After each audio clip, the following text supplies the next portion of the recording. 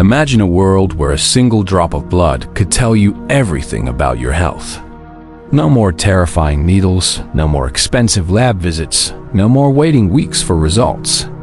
In 2014, a 30-year-old Stanford dropout named Elizabeth Holmes promised exactly that. She was hailed as the female Steve Jobs, a visionary worth $4.5 billion who had supposedly cracked the code of modern medicine. Her company, Theranos, was valued at $9 billion, backed by U.S. Secretaries of State, billionaire moguls, and the largest pharmacy chain in America. But there was one problem. The technology didn't exist. Behind the black turtlenecks and the deep, rehearsed voice was a web of lies so complex it nearly cost people their lives. This is the story of the $9 billion lie that fooled the world, from the dorm rooms of Stanford to the cold floors of a federal prison. To understand how the world fell for the Theranos lie, we have to look at the woman who built it. Elizabeth Holmes was born in 1984 into a family of high achievers in Washington. Her father was a vice president, an irony that history would not overlook, and her mother was a congressional committee staffer. From a young age, Elizabeth was obsessed with the idea of greatness. Family lore tells of her at age 7, trying to design a time machine, and at 9, writing a letter to her father stating she wanted to discover something new, something that mankind didn't know was possible. She was a high performer, a girl who slept little and studied constantly. In high school, she learned Mandarin Chinese and began selling C++ compilers to Chinese universities.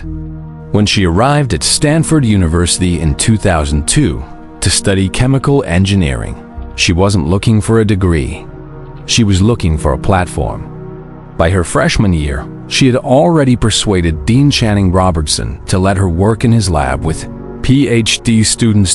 In 2003, at just 19 years old, Holmes had her Eureka moment. She claimed to have a crippling fear of needles, a story she would repeat in every interview for the next decade. She proposed a wearable patch that could monitor blood and deliver medication. When her professors told her it was physically impossible, she didn't listen. She dropped out of Stanford, used her tuition money as seed funding, and founded Real-Time Cures, later renamed Theranos, a portmanteau of therapy and diagnosis. But Elizabeth didn't just want to build a company. She wanted to build a cult of personality. She began dressing exclusively in black Issey Miyake turtlenecks, an overt homage to Steve Jobs. She lowered her voice to a deep, authoritative baritone. She surrounded herself with secrecy, hiring security details and forcing employees to sign non-disclosure agreements that were so restrictive they bordered on the illegal. By the time she met Ramesh Sunny Balwani, a much older, wealthy businessman who would become her boyfriend and the company's COO, stage was set for the greatest deception in Silicon Valley history. The core promise of Theranos was the Edison, a sleek, black and white box that looked like it belonged in an Apple store.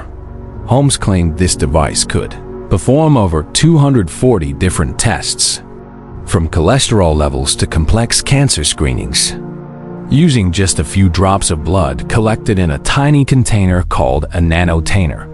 In reality, the Edison was a disaster. Engineering-wise, the device was trying to defy the laws of physics. When you use such a small amount of blood, you deal with noise. The interstitial fluid from the finger prick interferes with the sample. Furthermore, traditional lab machines are the size of refrigerators because they require heat, motion, and space to prevent cross-contamination. Trying to shrink that into a toaster-sized box caused the Edison to overheat, explode, and produce wildly inaccurate results. How did they hide this? Through a process the whistleblowers later described as the Great Dilution, because the blood samples were too small for the machines they actually used. Theranos technicians would dilute the tiny samples of blood so they could run them on modified third-party machines. specifically Siemens analyzers. This dilution made the results almost useless. Imagine a patient being told their potassium levels were life-threateningly high when they were actually normal, or a pregnant woman being told she was miscarrying based on a botched blood test. This wasn't just faking it until you make it. This was medical battery. One of the most fascinating aspects of the Theranos story is the roster of people who fell for it. Holmes didn't seek out Silicon Valley venture capitalists who might have asked to see the data. Instead, she sought out old money and political power. Her board of directors looked more like a presidential cabinet than a tech startup. It included Henry Kissinger, George Shultz, Sam Nunn, and James Mattis. These men were titans of the 20th century, but they were not scientists. They were charmed by Elizabeth's intensity and her mission to democratize healthcare. The media was even more complicit. In 2014, Fortune put her on the cover with the headline, "The Breakthrough." Forbes named her the youngest self-made female billionaire. Inc. Wired and The New Yorker followed suit. She was the darling of the conference circuit, appearing on stage with Bill Clinton and Jack Ma. The narrative was too perfect to check. A young woman in a male-dominated field, disrupting a stale industry to save lives. Major partnerships followed. Walgreens agreed to put Theranos wellness centers in their stores without ever seeing the Edison actually work. Safeway spent $350 million building clinics for a technology they never verified.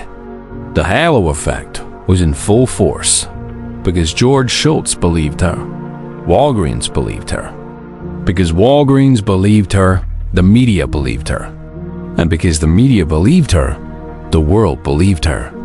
The house of cards began to wobble when two young employees, Tyler Shultz and Erika Cheung, realized the truth. Tyler was the grandson of board member George Shultz, making his position incredibly precarious. He noticed that the Edison machines failed quality control tests constantly, and that the company was simply deleting outlier data points to make the technology look functional. When Tyler tried to talk to his grandfather, George Shultz refused to believe him, choosing instead to side with Elizabeth. Tyler was harassed by Theranos' high-priced lawyers.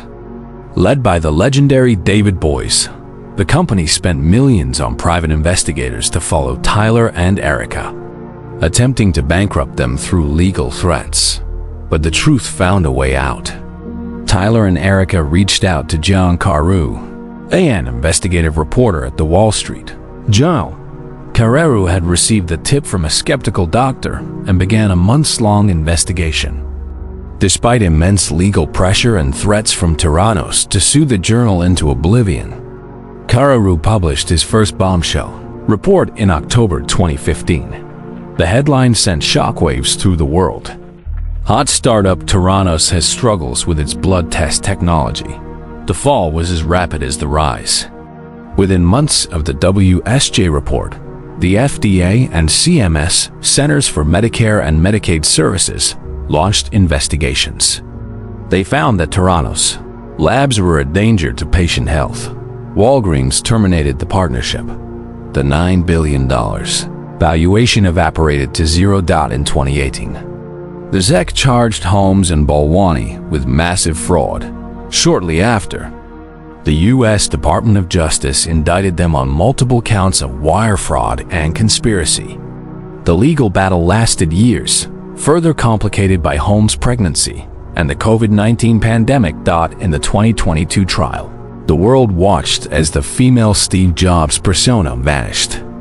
Holmes took the stand, blaming Sunny Balwani for the fraud and alleging a pattern of domestic abuse charges. Balwani denies. In the end, the jury didn't buy the naive entrepreneur defense. Elizabeth Holmes was convicted on 4 counts of defrauding investors and sentenced to 11 years and 3 months in federal prison. Sunny Balwani was convicted on all 12 counts and sentenced to nearly 13 years. As of today, both are behind bars. Theranos is a cautionary tale. a permanent stain on the fake-it-till-you-make-it culture of Silicon Valley. It serves as a reminder that in medicine, there are no shortcuts. When you play with people's blood, the truth eventually comes to light.